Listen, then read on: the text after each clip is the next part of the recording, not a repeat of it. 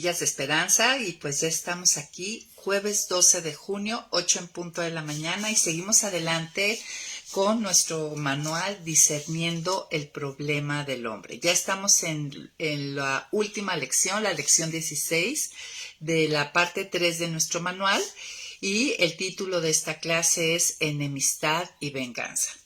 ¿Qué es lo que hemos visto hasta ahora? Pues en cuanto a discernir el problema del hombre, pues hemos entendido que el primer problema que tiene el hombre y la raíz de todo es que es un ser caído. El pecado lo separó de Dios, lo separa de Dios. Esta separación trae muerte espiritual.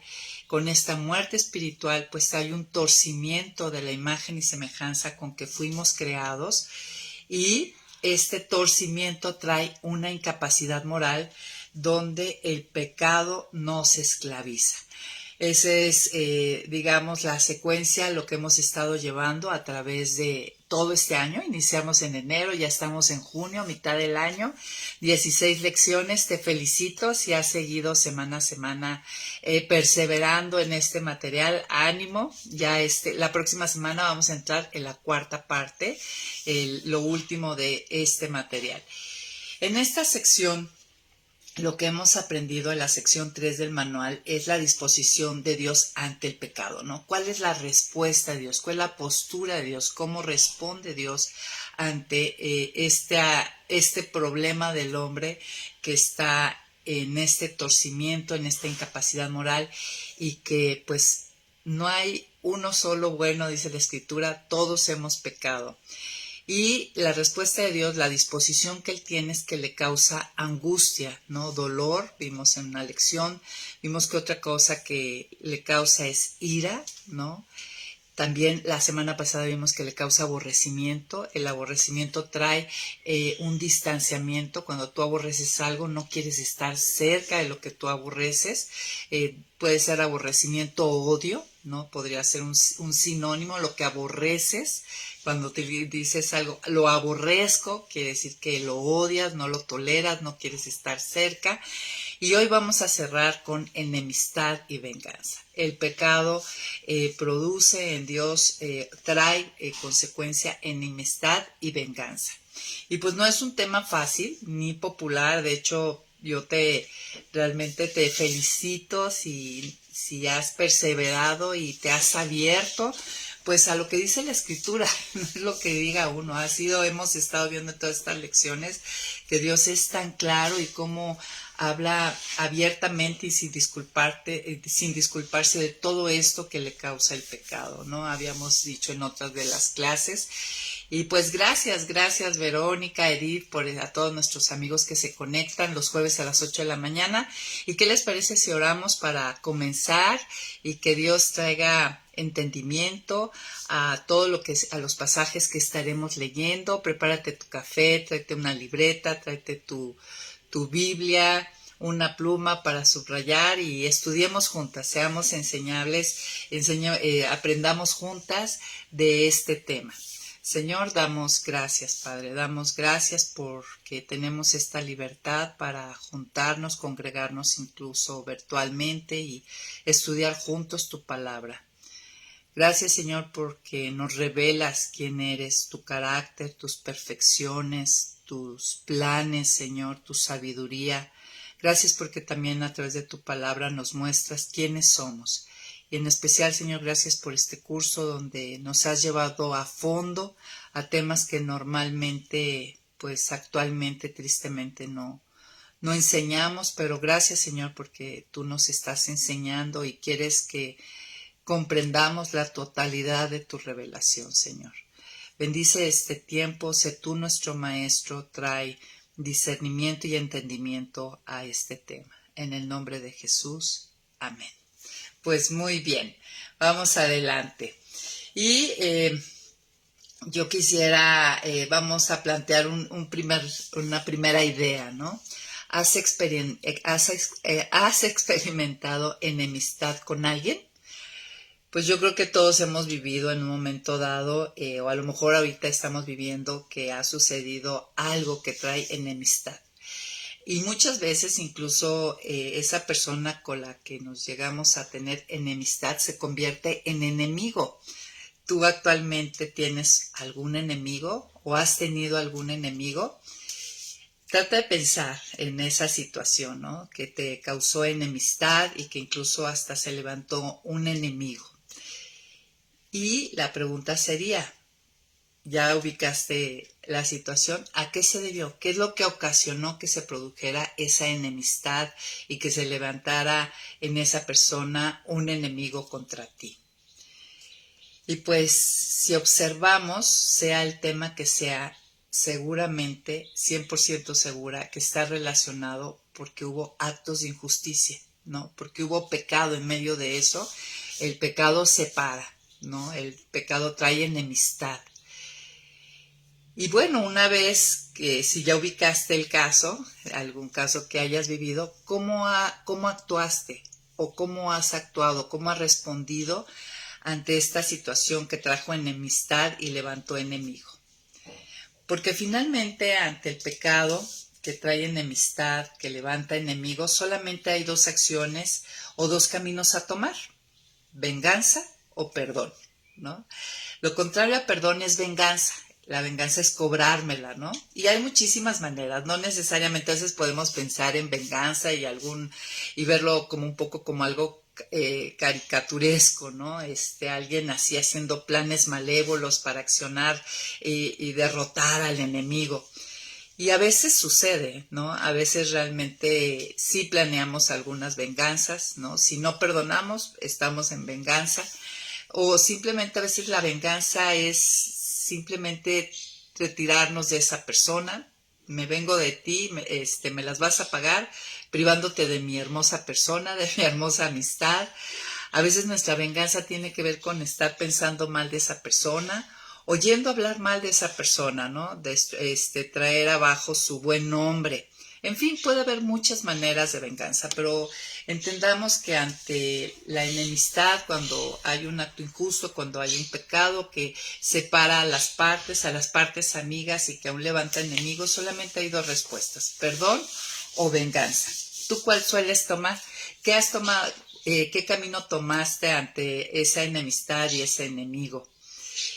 Y bueno, si vamos a hablar de enemistad, yo creo que es importante establecer qué es la amistad. En este sentido vamos a hablar de la enemistad con Dios y la venganza que hace Dios hacia sus enemigos. Esto suena fuerte, pero es bíblico, es real, y hoy estaremos en cantidad de pasajes que lo plantean, lo hablan y lo explican claramente, ¿no? Y Dios no se disculpa por revelarlo abiertamente. Entonces, como les decía, si vamos a hablar de enemistad, pues primero establezcamos qué es una amistad con Dios. La amistad con Dios implica una relación personal e íntima, personal, de uno a uno y de manera íntima, donde podemos abrirnos, ¿no? Ser nosotros, y recíproca con Él. La amistad implica un ir y venir.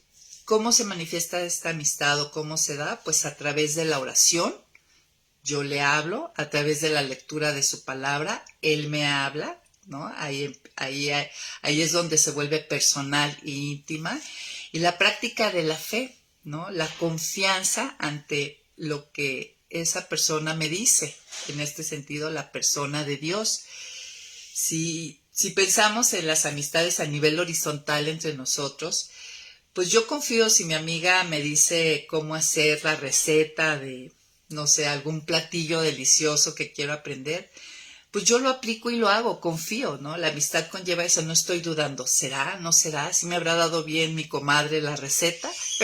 Pues no, tú confías, ¿no? Si hay una relación personal, íntima, amistosa a nivel horizontal y te da una receta, un consejo, acerca de algo, pues tú confías. Y de igual manera la amistad con Dios conlleva esa confianza. Ahora, cuando hay amistad con Dios, pues se va a observar que vamos en amistad con Dios en la manera en que servimos a los demás, en el servicio de los demás, el alinearnos, unirnos a sus propósitos y a la búsqueda de su voluntad. ¿sí? La amistad implica una asociación, ¿no? Con alguien, lealtad y afecto, ¿no? Hay sentimientos en esa amistad, definitivamente. Y la pregunta sería, ¿tú actualmente vives una amistad con Dios? ¿Estás en amistad con Dios? Porque, fíjense, observemos algo. Podemos haber vivido a través de la obra de Cristo, la reconciliación con Dios, haber sido adoptados por Dios como sus hijos, pero no necesariamente estar, aunque nos da esa posición de hijos, de relación con Él, de unión con Él a través de su Espíritu Santo, no necesariamente estamos desarrollando una relación amistosa, ¿no? Nos da esa posición donde ya podemos ser amigos, pero si yo no estoy, Él no me está hablando a través de su palabra, o de otros, o de lo creado, y yo no respondo a lo que Él me dice, si no estoy llevando esto a un nivel personal y íntimo, si no se involucra la confianza, la lealtad, pues yo puedo ser hijo y no estar en amistad, como sucede en nuestras casas. Muchas veces con nuestros hijos o con nuestros padres tenemos ese vínculo tremendo, indivisible, que somos hijos o somos sus padres, pero no necesariamente caminamos en amistad. Entonces, hoy habría que plantearnos y autoexaminarnos y pensar si realmente yo estoy ya hecha hija en desarrollando una amistad, una relación amistosa. O a lo mejor yo pienso que estoy en amistad con Dios y no estoy en amistad con Dios porque ni siquiera realmente he recibido la reconciliación. De eso estaremos hablando hoy. Y miren, para empezar, fíjense lo que dice Juan 15, en el versículo 14 y 15. ¿Quiénes son los amigos de Dios? Esto lo dijo Jesús, ustedes son mis amigos si hacen lo que yo les mando. Y yo no puedo hacer lo que Él pide si yo estoy, Juan 15, recordemos que es la parábola de los pámpanos y la vid, si yo no permanezco en Él, ¿no? La amistad conlleva, como les decía, una relación que se ve, que se nota en mi manera de vivir, ¿no? En seguir su lineamiento, su voluntad, sus mandatos. Cristiano es seguidor de Cristo, ¿no? Andar como Él anduvo. Dice, ya no los llamaré siervos, porque el siervo no sabe lo que hace su Señor. Yo los he llamado amigos, porque todas las cosas que oí de mi Padre se las he dado a conocer a ustedes. Y porque somos sus amigos es que nos da a conocer todas las cosas a través de su palabra y nos trae revelación a través de su Espíritu. El Espíritu lo tenemos todos aquellos que hemos sido reconciliados con Él. Entonces pasemos al siguiente punto. El hombre ante Dios hay una posición, ¿no? Dos posiciones. El que está reconciliado le da la posición de amigo. Y el que no ha sido reconciliado, a través de la obra de Cristo, la Biblia dice que es su enemigo. Entonces hay dos opciones únicamente. O soy amigo o soy enemigo. No hay medias tintas, ¿no? La palabra es muy clara. Nosotros, en viéndonos como Dios nos ve, vimos que todos los que están en Adán, es decir, muertos espiritualmente, separados de Dios, sin haber tomado la obra reconciliadora de Cristo en la cruz, es enemigo. Y todos los regenerados, los adoptados, somos amigos. Y la pregunta sería, como les decía, ¿tú cómo te consideras? ¿Eres amigo o enemigo? Ahora, si te consideras amigo, ¿en base a qué te consideras amigo? Porque la mayoría de la gente, aquí es una moneda, hay dos posturas, ¿no? Es una moneda de doble cara. Por un lado, muchas personas no consideran que pueden llevar amistad con Dios, como que ven que Dios es alguien allá sentado en su trono, el Padre, el Todopoderoso, pero que no se puede dar una relación amistosa. Por un lado, no consideran eso, no saben que son llamados a eso o que hay la posibilidad de con este Padre, con este Creador, con este Señor, el Rey de Reyes y Gobernador, puedo llevar una amistad, no solamente ser su siervo, su vasallo, sino soy su siervo y por medio de una relación amistosa. O definitivamente, te digo, piensas que no es posible esto para ti, o que tú eres gran amigo de Dios, ¿no? Te consideras, yo he escuchado muchas expresiones pues muy coloquiales y creo que muy inapropiadas. No, yo y Jesús, yo y Chuyito, o Diosito y yo, no, somos amiguísimos, somos, o sea, este tipo, yo creo que tú has escuchado este tipo, que digo, bien intencionadas, pero que no van de acuerdo a la verdad, a la revelación de la Biblia. La pregunta entonces sería, si nada más hay dos posturas, dos maneras de estar delante de Dios, amigo o enemigo, ¿qué es lo que me hace ser enemigo de Dios?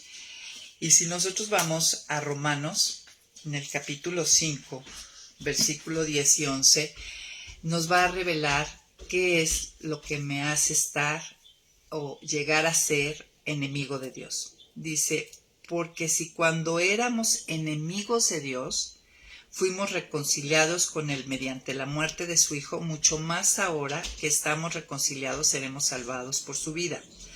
¿A qué se está refiriendo aquí Pablo? El enemigo de Dios, o sea, fuimos reconciliados, fuimos llamados y adoptados cuando ya éramos enemigos. ¿Y quién es el enemigo? El pecador no arrepentido, porque la manera de llegar a ser amigo, de llegar a ser reconciliado, es reconocer que delante de Dios yo soy un pecador, que este pecado me ha separado, que este pecado me ha traído muerte espiritual, desconexión con Él y que necesito arrepentirme y que hay una oferta de restauración de la relación y del perdón de pecados a través de la obra de Cristo. Entonces el enemigo es aquel pecador que no se ha arrepentido y que rechaza el Evangelio. El Evangelio es esto, las buenas noticias, que hay reconciliación a través de la cruz. Si ya vamos a entender realmente qué es un enemigo, el significado enemigo se refiere a contrario, ¿no? Es alguien contrario a ti, que se muestra totalmente o completamente diferente. Individuo que se opone o se muestra hostil. El enemigo conlleva que hay un sentimiento, un sentir de hostilidad hacia otra persona. En este sentido es hacia la persona de Dios. Significa también el enemigo conlleva un sentir de odio. Esta hostilidad la lleva a odio. Otros sinónimos para enemigo es oponente, adversario, antagonista, contrario. Por eso al enemigo de Dios, al diablo, a Satanás se le llama también en la escritura adversario. Es totalmente contrario a Dios y efectivamente se muestra completamente diferente. Ahora yo me vuelvo el pecador no arrepentido o el pecador obviamente, el pecado me hace ser contrario y además ser completamente diferente a la persona de Dios. Ahora vamos entendiendo cómo es esto de ser enemigos. Miren, hablamos comúnmente y hemos estado aquí en este estudio hablando también a través de estas semanas de la guerra que el hombre tiene contra Dios, ¿no? Pero la hostilidad entre Dios y el pecador no es unilateral, no es que solamente el hombre aborrece a Dios, como veíamos en Romanos 1, ¿no? Que son aborrecedores de Dios, que niegan su existencia cuando hay una evidencia, en fin, todo esto que hemos estado estudiando no es unilateral, es mutua. Hay una hostilidad de parte del enemigo de Dios, del hombre no regenerado hacia Dios, y es mutua también de Dios hacia el hombre pecador no arrepentido. Hay hostilidad. ¿Habías pensado en esto? Y finalmente la escritura nos muestra, no sé si tú sabías o entiendes plenamente, que los enemigos de Dios van a recibir una retribución por su rebeldía y oposición a Él. ¿Sabes? Hay una respuesta de parte de Dios para sus enemigos, ¿no? Su hostilidad se va a manifestar y se va a manifestar en esta tierra y en lo venidero más plenamente. De hecho, la siguiente sección del manual vamos a estar hablando ya entender plenamente cómo se ejecuta el juicio de Dios. Pero bueno, ese será motivo de la siguiente sección. La siguiente semana empezaremos con eso. Pero vayamos al Salmo 94, 1 y 2. Y no sé, ¿tú qué piensas? ¿Qué reacción tienes o cómo tomas esto que dice el Salmo? Fíjate lo que dice el Salmo 94, versículo 1 y 2. Dice, tú, Señor, eres el Dios de las venganzas. Muéstrate, pues, eres el Dios de las venganzas. Tú eres el juez de la tierra. Ven y dale su merecido a los soberbios. Así este es el título, el nombre con que en el Salmo el salmista habla de Dios, que Él es el Dios de las venganzas. Pero fíjense cómo lo relaciona. Es el Dios de las venganzas porque a la vez Él es el juez de la tierra.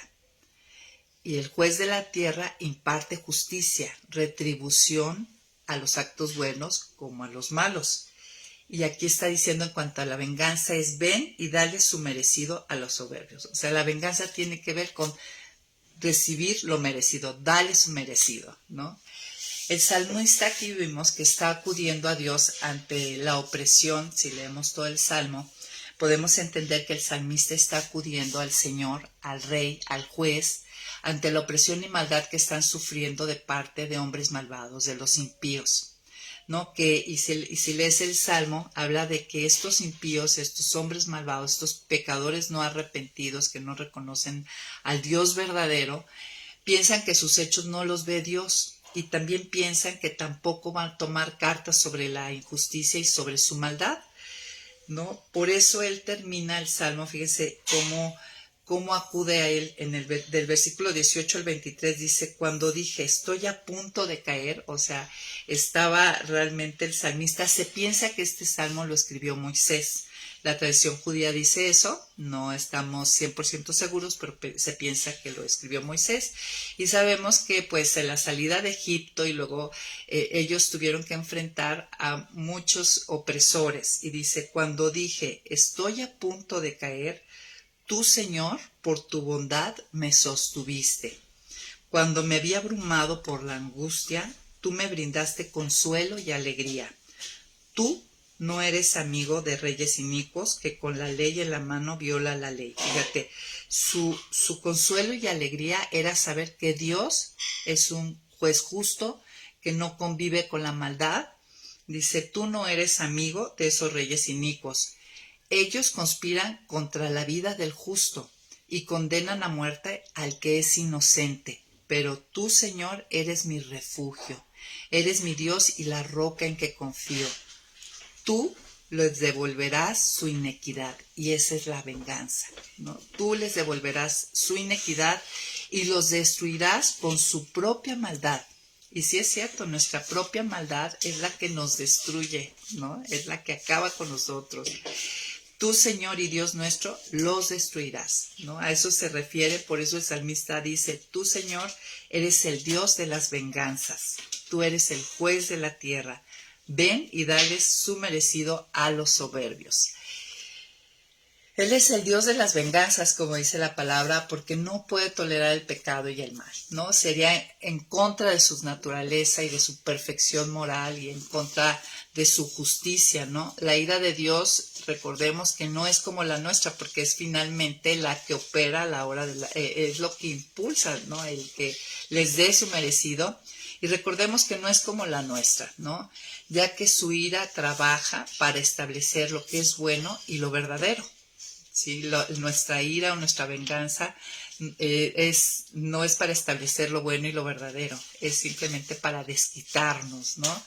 Y para saciar nuestra sed de justicia impía. De aquí podemos nosotros inferir o entender el llamado que hace Dios en Romanos 12. Si vas conmigo a Romanos capítulo 12, Él nos pide que no paguemos a nadie mal por mal, sino que procuremos hacer lo bueno a los ojos de todo el mundo. Si es posible, en cuanto dependa de nosotros, vivamos en paz con todos. No busquemos vengarnos, ¿no? Aquí nos está hablando de ser pacificadores, ¿no? Que busquemos estar en paz con todos, que ante el mal que recibamos no paguemos mal con mal. No busquemos, porque eso sería vengarnos. Dice, no busquemos vengarnos, amados míos, mejor dejemos que actúe la ira de Dios, porque está escrito.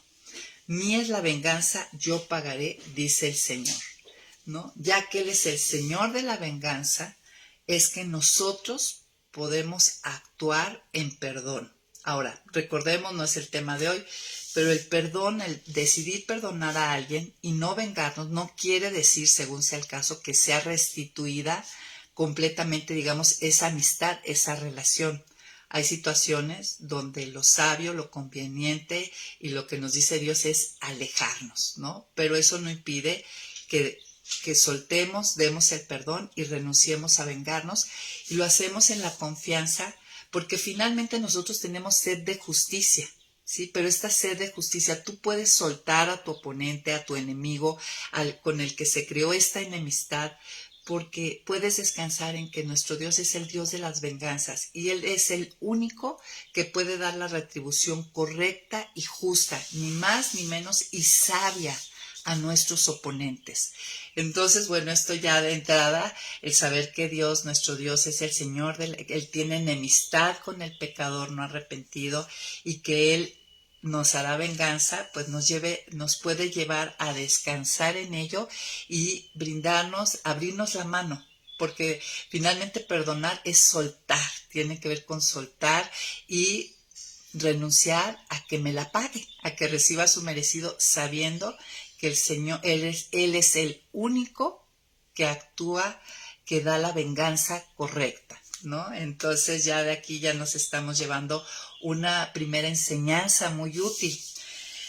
Miren, si vamos a Nahum, vamos a ver qué título se le da a Dios en Nahum, capítulo 1, que lo vimos la semana pasada. Se dice, el Señor es un Dios celoso y vengador. Es claro, ¿no? Lo que dice, el Señor es el Señor de la venganza y de la ira.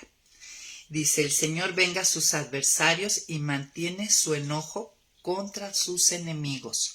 O sea, no es que con el tiempo se le va a pasar, llegará el tiempo, y nosotros vimos en esa clase cuando estudiamos Nahum, este profeta, que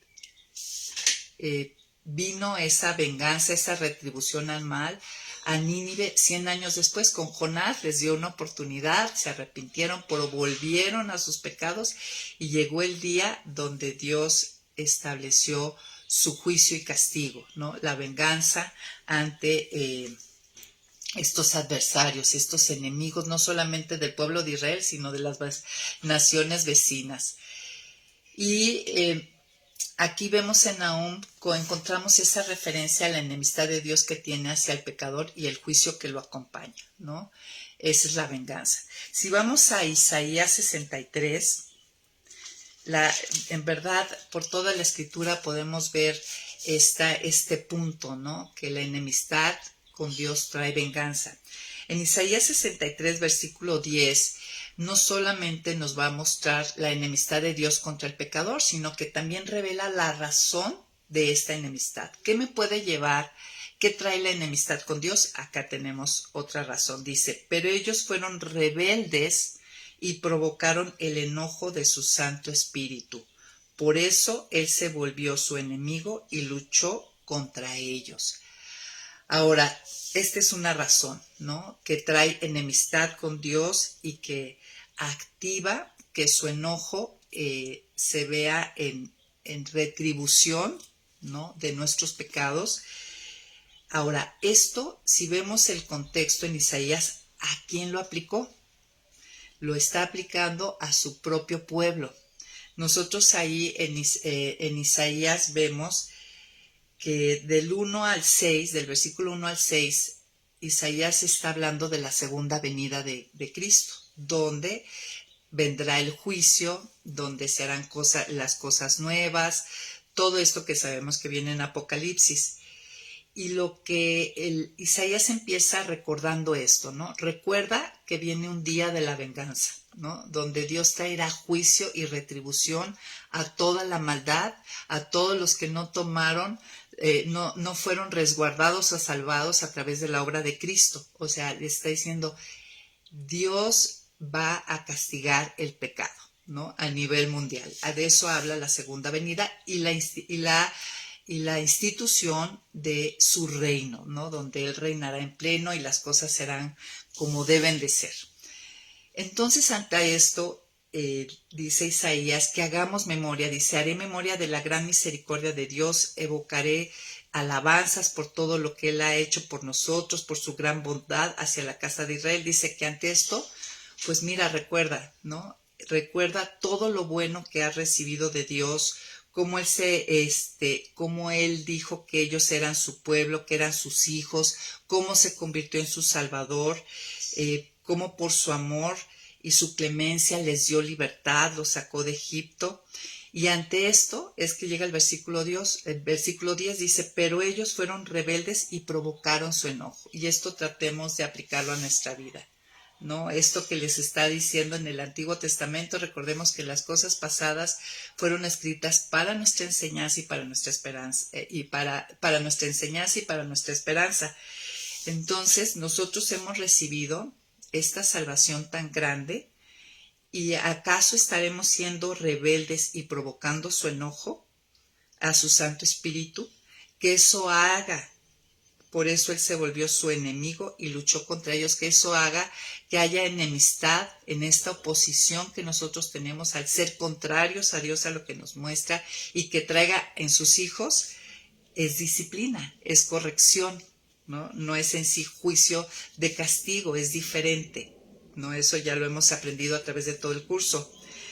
Y dice aquí Isaías que ante esta rebeldía, ante esta disciplina que Dios posiblemente ha traído a tu vida o pueda traer en un momento dado, pues que nos acordemos de los días de antaño, ¿no? Donde Él fue nuestro Salvador, cómo Él ha actuado en nuestra vida y que finalmente regresemos a Dios, ¿no? En el versículo 15 dice, tú estás en el cielo, en tu santa y gloriosa morada, míranos desde ahí, fíjate a nosotros, ¿no? Que nos arrepintamos y volvamos a Él. Miren, las escrituras usan comúnmente para describir la reacción de Dios ante la corrupción moral y la desobediencia del hombre en enemistad y venganza. Eso lo estamos viendo claramente. Y nosotros pues podemos descansar en esta justa justicia de Dios cuando sufrimos a manos de malvados. Por un lado, ¿no? Podemos realmente llevar a cabo lo que dice Romanos 12, no vengarnos, no responder mal con mal, sino otorgar el perdón. O por otro lado, debe de desarrollar en nosotros un temor ante nuestros actos injustos hacia Dios o hacia otros, porque podemos recibir corrección, ¿no? Dios en su amor nos va a corregir para llevarnos de nuevo al camino que nos trae paz, y nos trae gozo y nos trae felicidad, al camino donde lo glorificamos, al camino donde lo disfrutamos, ¿no? Entonces, vamos estableciendo que el pecado trae enemistad y hostilidad en Dios hacia el pecador no arrepentido. Un pasaje que nos trajo el manual nos llevó a Deuteronomio 32. Y Deuteronomio 32, para entender esta enemistad y venganza de Dios ante el pecado. Deuteronomio 32 es el cántico de Moisés. Y en este cántico nos habla sobre el carácter de Dios y el carácter de Israel, o sea, el carácter de su pueblo. En el versículo, por ejemplo, del 3 al 6 habla del carácter de Dios y dice, Él es nuestra roca. Bueno, desde el 3, voy a proclamar el nombre del Señor. Voy a enaltecer a nuestro Dios. Él es nuestra roca y su obra es perfecta. Todos sus caminos son de justicia. Él es el Dios de la verdad, justo y recto. En Él no hay ninguna maldad.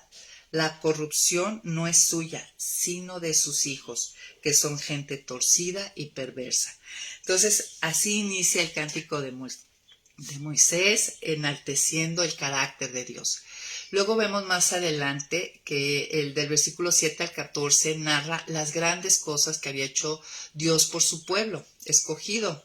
Y ahí tú te puedes ir identificando. Piensa las grandes cosas que Dios ha hecho por ti. Pensemos en esas grandes cosas que ha hecho Dios por nosotros. Luego del versículo 15 al 18 habla de cómo respondió el pueblo, cómo respondemos muchas veces ante estas grandes cosas que Él hace y respondemos con maldad. Del 15 al 18 está hablando, mira lo que dice, pero Jerezum, que a Jerezum se refiere, quiere decir este pueblo que era recto, engordó y dio coces, engordó y se llenó de grasa y abandonó al Dios que lo hizo, menospreció a la roca de su salvación. Y muchas veces nos pasa que Dios nos rescata, estabiliza nuestra vida y ya como que nos independizamos de Dios, o sea, ya no procuramos esa amistad, ya nos confiamos y dice, y con dioses ajenos despertó sus celos. Con sus repugnantes hechos provocó su ira. En vez de ofrecer sacrificios a Dios, se los ofreció a los demonios, a dioses que nunca antes había conocido. O sea, la palabra nos dice que todas las ofrendas, todos los sacrificios, todo el culto que hacemos a los dioses falsos es culto a los demonios. Dice, a dioses nuevos venidos de cerca, a los que sus padres nunca antes adoraron. Te olvidaste de la roca que te creó, ¿no? Habla, ante toda esta bondad y rescate que hizo Dios, este pueblo una vez que se estableció y estuvo tranquilo, se volvió idólatra, fue infiel, ¿no? Y empezó a hacer sacrificios a dioses ajenos y nosotros ya vimos en Ídolos del Corazón que todo ídolo conlleva sacrificios y estamos tratando de buscar fuera de él lo que solamente él puede dar. Entonces, ante esta realidad, del versículo 19 al 25, aquí el cántico nos habla de los juicios que vendrían a ellos por sus pecados, o sea, la disciplina, cómo él los corregiría. Y ya del 26 al 38 nos muestra el cántico que esa rebeldía y esa idolatría de Israel, de su pueblo, demandaba de hecho que fueran exterminados, porque realmente era el colmo de los colmos. Pero Dios, por su misericordia y por la fidelidad y las promesas y el pacto que había hecho hacia su pueblo y que hace hacia nosotros, mantiene esa promesa, ese plan, y no les da su merecido, su castigo, que era incluso ser exterminados, sino que los deja, los hace, les derrama su misericordia, su gracia, y los hace testigos vivos de su glorioso carácter, de su redención.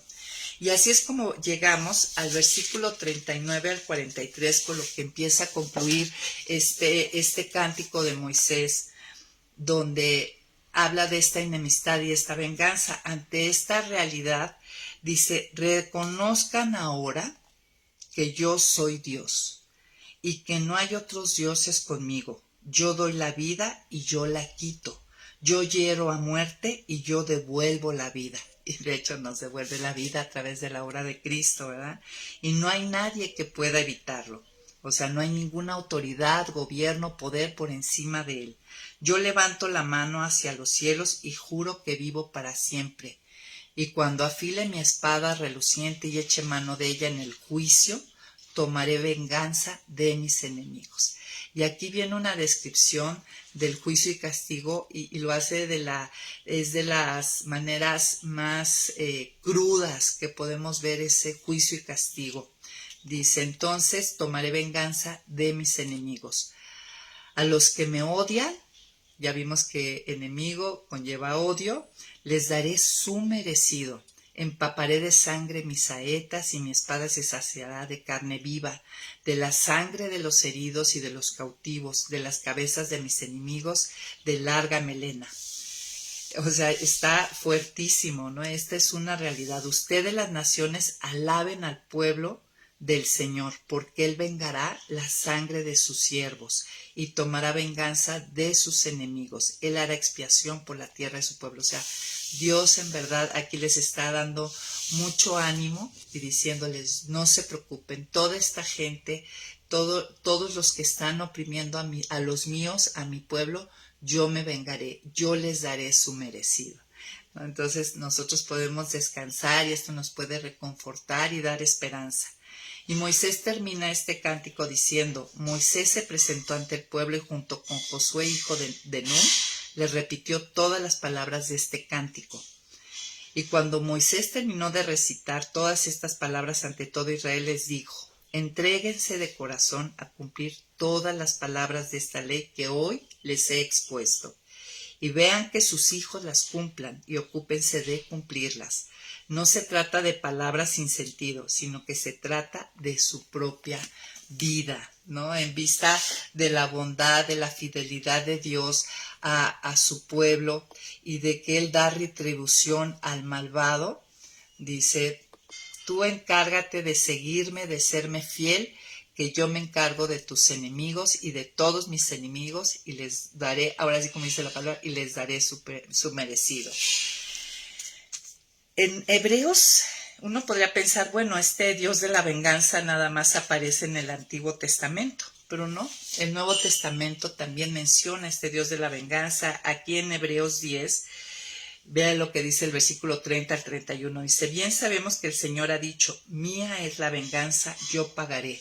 Y también el Señor juzgará a su pueblo. Horrenda cosa es caer en manos del Dios vivo. ¿Y cuál es el contexto de esto? Pues habla a los judíos, había judíos que se habían convertido y querían retroceder y empezar a hacer sacrificios de nuevo, regresar a las prácticas, juntar esta nueva creencia con las prácticas de su vieja religión, ¿no? Y dice: ¿cómo van a retroceder si ustedes ya fueron librados de recibir ese juicio y castigo de la venganza que Dios tiene para los enemigos? Ustedes ya fueron amigos, ¿cómo van a retroceder? Y el capítulo 10 habla de cómo tener en poco la sangre, el sacrificio del Cordero de Dios que quita el pecado del mundo, de Jesús, ¿no? Y quieren volver a matar animales, porque al final dice, el justo vivirá por la fe, y si vuelves atrás no serás de mi agrado. Pero nosotros no somos de los que vuelven atrás y se pierden, sino los que tienen fe y salvan su alma, o sea, de los que van hacia adelante, ¿no? Ante esta realidad de que hemos sido librados del juicio y castigo, de la venganza, de esta enemistad, sino que nos ha puesto en una posición de amigos, de ninguna manera podemos retroceder, ¿no? Tenemos que ir hacia adelante. Entonces, ¿con qué te quedas hoy? A la luz de lo que hemos aprendido acerca de cómo el pecado no confesado, no arrepentido, el muerto espiritual, pues vive en enemistad y acreedor de la venganza. ¿Tú con qué te quedas? ¿Qué decisiones tomas? Miren, este es un tema fuerte, pero necesario, porque revela la santidad de Dios. Dios no convive con el mal ni tolera el mal. Y muestra la necesidad de reconciliarnos con Él. Si es que no lo hemos hecho, pues tú puedes confiar y creer en la obra de Cristo. Este es el Evangelio. Y saber que si te reconoces ante Él como pecador y entiendes que Él ya tomó tu lugar, el lugar que yo merecía recibir, esa venganza, ese juicio y castigo, pues soy librada. No hay más castigo, y aparte no solamente soy librada, en esa reconciliación soy hecha hija y tengo ahora una posición de enemiga a amiga, donde puedo desarrollar esa amistad. Y por otro lado, si ya somos amigos, si ya somos hijos y estamos en esa posición de amigos, pues no tengamos, yo creo que toda esta sección 3, sobre todo el autor nos quiso llevar a no tener en poco el pecado. Ya habíamos dicho que lo hemos minimizado, lo hemos visto ligero, al cabo Dios me perdona, este es el Dios de la misericordia y la paciencia, y todo es cierto, pero hemos estado viendo cuál es su disposición. Le trae angustia, le trae ira, le trae aborrecimiento, ¿no? Que esto es alejamiento, y trae también enemistad y venganza, ¿no? Entonces, pues no lo tengamos en poco. Esta es una advertencia amorosa que debe despertar en nuestros corazones a buscarle con sinceridad y a despojarnos del peso que llevamos, que es el pecado, y podamos correr con paciencia la carrera que tenemos por delante.